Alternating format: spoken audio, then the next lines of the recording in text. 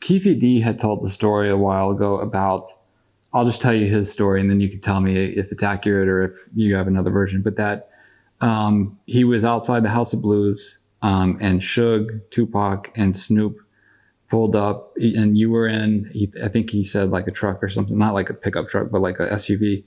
And they all had their Rolls Royces.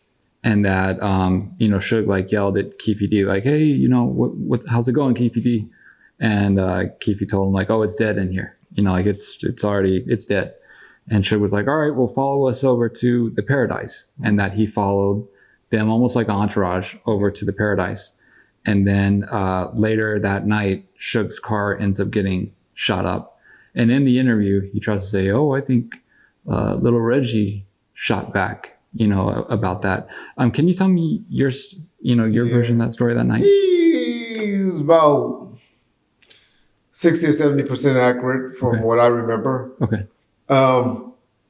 Can't verify that he was one of the ones that not Tupac, because Tupac didn't come with us to Paradise. Okay. But can't say that he was the one that told Suge, hey, it's dead in here. Let's go to Paradise. I'm not saying it's true. I'm not saying it's not true. Don't remember that part. Don't remember ever hanging out with Keffe D like that because I would have recognized it. But Suge had a lot of conversations, that I, wasn't privy to. But we did go to Paradise that night after we left the House of Blues. Pac left, he was like, I'm going in. And him and his little crew went in. I believe Eric B was with us that night. Maybe Hammer. Because that's the first time I remember meeting the guy from New York that was a real reputable named Big D that was trying to set up the meeting or broke the deal between Pac and Biggie or Suge and Puffy, don't know which one, to squash the beef. That's the guy that I always talk about ended up being Eric's B partner, or they were going to be helping running Death Row East. Because they were very instrumental in trying to make it happen. Now, a lot of y'all always saying that this guy, Big D, I'm talking about, is the guy who's the father of the guy that's on trial or allegedly supposed to have something to do with the death of the guy from the DJ from Ron DMC. Jam Master Jay. Jam Master Jay. Different Big D and son. The Big D I'm talking about is big, light-skinned, 6'4", 6'5", strong-looking Jamaican dude. Had dreads down to his back, big, light-skinned, big, sturdy, very well-respected dude in New York is the guy I'm talking about. Now, I know that y'all done heard the idiot and all of that just say that, Reggie tells a lie again. See what they found out? That the guy that killed Jam Master Jay is Big D, son, and he's the same guy. And Reggie always saying Big Stretch. Number one, I ain't never accused Big Stretch of doing anything. I just said it made me think. Well, I believe, just because of the greeting that Tupac and Lil Knob had when they saw each other and embraced each other. Y'all know it's goatee. That's all I said. But anyway, two different guys. I just wanted to explain the difference in the D's and the Big D's.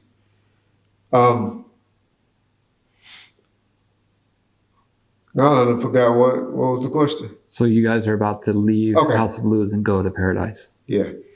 So we ended up going to Club Paradise. We never went inside. Okay. Never got out of our cars at that point. And so Big D and Suge is like driving around in a circle around Club Paradise in the car talking. Suge was in his convertible Bentley that night. Not Bentley, Corniche, Rolls Royce. That's what they had. I always say Bentley. I don't know why. I always want to call Rolls Royce Bentleys or whatever. But Rolls Royce Corniche is what they had. Okay. And so they talked in a while. So we got out. It's a gas station directly across from where Paradise was. And that's what a lot of guys used to conjugate at the gas station. So we were standing in front of the gas station. And just like talking like in a little half moon circle. And these two fools, they crazy, walked in between us.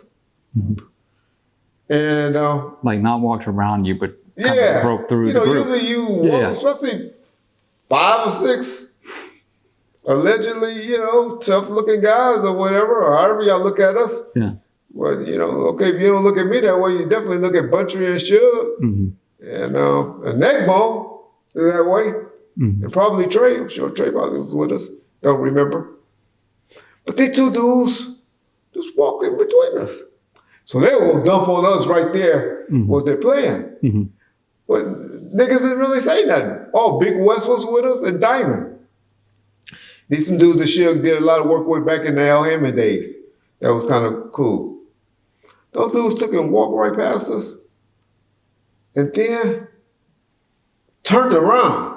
And so I'm on them now because I'm like, these some bold niggas, these some crazy ass niggas that do this. But, my job ain't not to be in conversations. And at that time, I was kind of being on point, looking out. And they started busting. At the group or? At the group. Okay. Thank God, only one dude got shot that was standing around with us. And that was this dude from Long Beach, Big West homeboy, Diamond. Diamond, I know you're still out there. I'm sure some of your people gonna tell you about it. You tell them, nigga, you got shot in the leg. You know you got shot in the leg. And how that went down like that. But now, I'm chasing these niggas. And like they're on foot, right? I'm firing shots at these niggas, right? But guess who's right behind me? Neckbone and Buntry. I ain't saying what they doing, but we chase them down this alley that's like kind of behind this gas station. This is where the Rolls Royce getting shot up part come. Okay. Suge crazy ass, because I tell y'all what he had in all of his cars. He busts a U-turn, and he driving down, chasing us in the Rolls Royce. And I think that's why Keffe did think, because he saw Suge driving crazy and coming to back up his homeboys. He thought that Suge car got shot up. Suge car ain't got touched. Okay. And I don't know if anybody else got touched that night. I don't know that, don't believe that at all. Never heard of anything about it. But anyway, yeah. So that's what Keffe talking about. When the guys walked through the group, where were the people that were from House of Blues? Supposedly Keffe D. Remember how Keffe D said he followed the... They were with us. Okay, so... Unless he was with Big West and Diamond. Yeah. He said he was with them. But Keffe wasn't with us then. Because if so, he wouldn't know how it happened. Yeah. He wouldn't know Suge Carter didn't get shot up. Right. He just seeing the after fact. And I don't believe Keffe was there. But let me tell y'all something else. Guess who run the security at that club? I'll be talking too much. The dude that run the security at that club was the dude that got killed that I always tell y'all that I believe was for Corey, that got mistakenly ID'd for being his next door neighbor that got killed during the war, the Southside mob war, one early morning. Over the Tupac shooting. Over the Tupac shootings. He was that guy, and he ran the security at that club. I'm saying that to say he lived and hung with among those Southside Crips, and so I'm sure he had a great relationship with them. So I can see them going and being at that club. Okay. Yeah.